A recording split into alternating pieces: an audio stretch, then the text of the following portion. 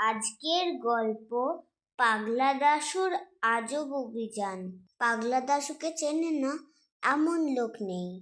সে নাকি গামছা দিয়ে ঘুড়ি ওড়াতে পারে, ঝাড়ু দিয়ে বাঁশি বাজাতে পারে, আরেকবার নাকি সাইকেলের চাকা খুলে সাইকেলটাই চালিয়ে ফেলেছিল। তার মাথায় কি যে ঘুরে বেড়ায় সে নিজেও জানে না, কিন্তু দুষ্টুমি ওটা তবে দাশুর জন্মগত প্রতিভা।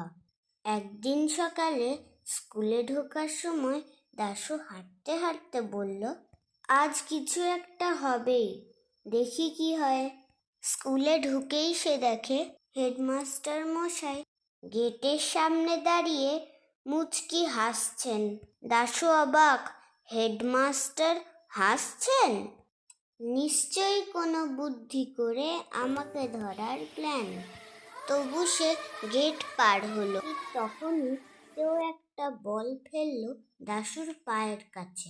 দাশু কিক দিল, বলটা গিয়ে লাগে হেডমাস্টারের টেবিলে রাখা চায়ের কাপটায়। টুপ! হেডমাস্টার চা হাতে নিয়ে দাঁড়িয়ে বললেন, দাশু, আজ চাটা তুমি খাইয়ে দিলে মনে হচ্ছে। দাশু মাথা চুলকে বলল, স্যার, বলটাকে পা খুঁজছিলাম। পা বলটাকে খুঁজছিল না? মানে বলতে চাচ্ছিলাম এসব ফুটবল দেবতার কীর্তি। হেডমাস্টার চোখ বড় করে তাকিয়ে বললেন, দাশু, এবার ক্লাসে যাও। বিজ্ঞান স্যার বললেন, আজ আমরা দেখব কিভাবে বাষ্প তৈরি হয়। দাশু টেবিলের নিচে চাপা হেসে বলল, স্যার, বাষ্প? সেটা তো খুব সহজ। আর ব্যাগ থেকে সে ছোট্ট প্রেসার কুকার বের করলো। সবাই চমকে গেল। দাশু বলল, স্যার, বাষ্প তো এখানেই আছে। আমি কাল রাতে মাকে বলেছিলাম, ইউজ করতে দেবে? মা ভেবেছে হয়তো দাশু আজ রান্না শিখবে। স্যার বললেন, দাশু, তোমার সাহস আছে রে বাবা, কিন্তু ক্লাসে কুকার? দাশু বলল, স্যার, বিজ্ঞান তো বাস্তবে শিখলেই ভালো হয়।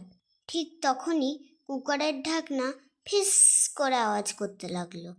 পুরো ক্লাস আতঙ্কে লাফিয়ে উঠল। দাশু চেঁচিয়ে বলল, বাঁচাও, বাষ্পের ড্রাগন এসে গেছে। শেষে স্যার কুকারটা বাইরে রেখে এলেন। দাশুকে শাস্তি নয়, এক বাক্স চক গ্রহণ করতে হলো। দাশু হাঁটতে হাঁটতে বলল, চক জীবনটাই বুঝি আমার নিয়তি। স্কুল ছুটি হলে দাশুর সেরা জায়গা হলো পুকুর পাড়। সেখানে বুড়ো দাদুরা বসে গল্প করে। দাদুরা সবসময় দাশুকে দেখে বলতেন, এই পাগলটা চলে এলো আবার। দাশু আজ তাদের বলল, দাদু, আজ আমি নতুন এক পরীক্ষা করতে চাই, জলে না নেমে মাছ ধরা। দাদুরা হাসলেন, তুই আবার কি করবি? দাশু নলকূপের লম্বা পাইপ এনে তার মাথায় বেঁধে বলল, এই পাইপ দিয়ে বাতাস ঢুকবে, আর আমি গায়ে দাঁড়িয়ে জলের নিচে একোয়ার দাশু হয়ে যাই। সে পাইপের মাথা মুখে দিয়ে পুকুরের ধারে উবু হয়ে শুয়ে পড়ল। মাছেরা এসে পাইপে ধাক্কা মারতে লাগলো। দাদুরা চিৎকার করে বললেন, দাশু, মাছ তো পাইপ খেয়ে ফেলবে। দাশু ধরফর করে উঠে বলল, এই পরীক্ষা বাতিল, মাছগুলো খুব অভদ্র। সন্ধ্যাবেলা গ্রামে মেলা। দাশু ভাবল, আজ যাই, কিছু খাই দাই ঘুরে আসি। মেলায় ঢুকেই সে দেখল একটা জাদুর বাক্স। জাদুকর লোক ডেকে বলছে, এখানে ঢুকলে মানুষ গায়েব। দাশু বলল, আমি ঢুকবো, আমাকে কেউ আটকাতে পারবে না। সবাই চমকে গেল, এবার কি হবে?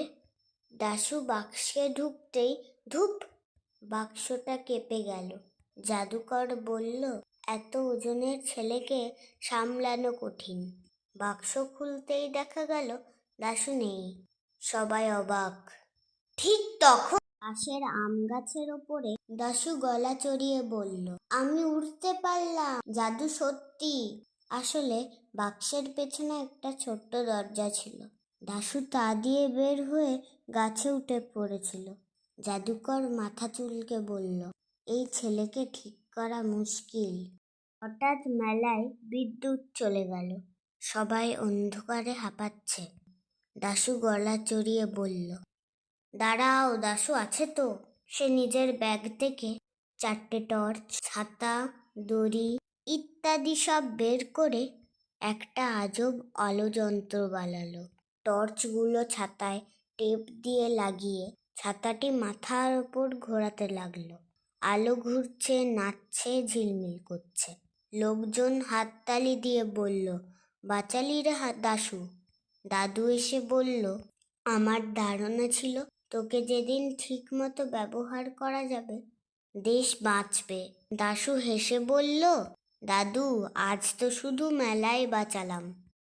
রাতে বাড়ি ফেরার সময় দাশু আকাশের দিকে তাকিয়ে বলল, যতই দুষ্টুমি করি, দিনের শেষে যদি সবাইকে হাসাতে পারি, তাহলেই তো পাগলা দাশু হওয়া সার্থক। তারপর সে পকেট থেকে একটা লাড্ডু বের করে চুপচাপ খেতে খেতে চাঁদের দিকে তাকিয়ে বলল, শোনো চাঁদদা, কাল আবার নতুন কাণ্ড হবে, প্রস্তুত থেকো।